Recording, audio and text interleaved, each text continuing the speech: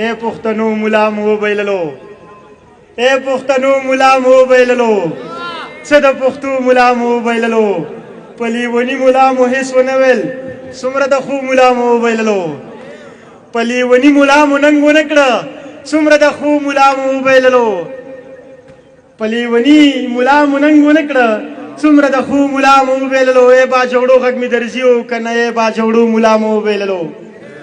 ای باجوړو غږ مې درځي او که نه ای باجوړو ملا مو وبایللو او زه دا منم چې فرښتې یې تاسو خو یې فرښتو ملا مو وبایللو زه دا منم چې فرښتې یې تاسو خو یې فرښتو ملا مو وبایللو په لیوني ملا مو ننګ ونه کړه څومره د خو ملا مو وبایللو څومره د خو ملا مو وبایللو چې څه خلکو دلته وکړي د هر چا پسې ملنډې څه خلکو دلته وکړي د هر چا پسې ملنډې د دین پسې ملنډې او ملا پسې ملنډې مفتی او مولانا صاحب هم د دې خلکو نه هیر شو دی وکړي د شهید او شهدا پسې ملنډې مونږ چېرته کې د ظلم خلاف غږ کدرې ونه که مونږ کړې همیشه خپلې بقا پسې ملنډې مونږ چېرته کې د ظلم خلاف غږ کدرې ونه که مونږ کړې همیشه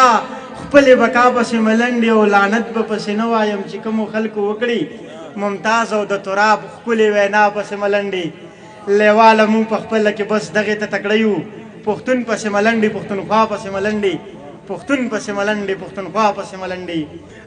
دغسې شعرونه به وایم ستاسو فرمایش به م کوم چې مونږ همیشه تر خپل قامته وایو مونږ اغیار ته چېرته ښکته وایو د باچا خان د قافلې خلک یو مونږ غلطې ته غلطه وایو د باچا خان د قافلې خلک یو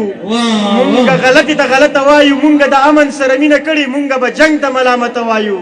هر چاته جیو جناب له ډېره مینه محبته وایو دغه نظم فرمایش کوم چې دلته مشر لکه څوک دی دلته واک لکه د چا دی لږ مې پوهه کوي یارانو څوک په سمه څوک خطا دی پښتانه دي تقسیم شوي څوک د چا دی څوک د چا دی د دې دوه ور باندې جنګ دی یو بیګم دی یو باچا دی د دې دوه ور باندې جنګ دی یو بیګم دی یو باچا دی د بیګم په کې دوبند کې غلام هم په ناروا دی هغه مشر قانوندان صاحب د ډاکو سره آشنا دی نوم یې نه اخلم بیا کارېږي دا بیخي زوی د بلا دی نوم یې نه اخلم بیا کارېږي دا بیخي زوی د بلا دی د کیسې پسې تاویږي د دولت پسې تاویږي د پیسې پسې تاویږي خلک د پسې تاویږي دا هغې پسې تاویږي دې اړي ګړي وطن له خلک دې پسې تاویږي دا نظام د جولا جاله دا خو کور دی یو جولا دی لږ مې پوهه کوي یارانو څوک په سمه څوک خطا دی انور خیاله ای پشمار یو څو کسانو